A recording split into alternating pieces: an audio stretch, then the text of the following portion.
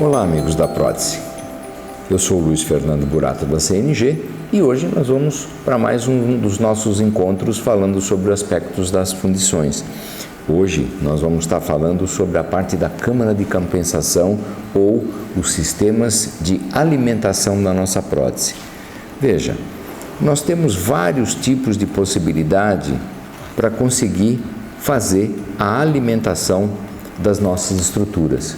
E a grande dúvida que surge é o seguinte: mas se eu tenho vários tipos, eu chego a ter até os de grande calibre, qual a diferença entre eles? O que eu deveria fazer para ter um melhor resultado na geração da minha estrutura?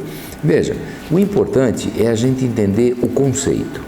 O conceito é o seguinte: câmara de compensação quer dizer para nós um alimentador, ou seja, é um supridor de material fluido para que no momento da injeção eu consiga percorrer toda a topografia do meu material, toda a região, conseguir mandar para dentro da câmara do meu padrão objetivo todo o volume de liga que eu necessito para que ele saia perfeitamente conformado.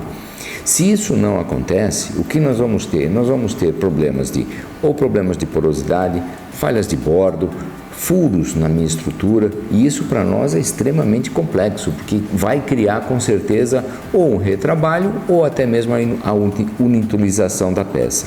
Então, o nosso detalhe é o seguinte: como eu seleciono? Veja, além dos sprues de alimentação singular, ou pelo menos assim, unitária, eu tenho as barras. Com essas barras, eu posso, por exemplo, colocar vários padrões agregados na mesma estrutura.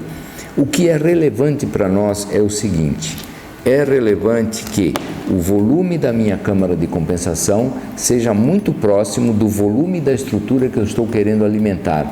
Esse é o truque, tá?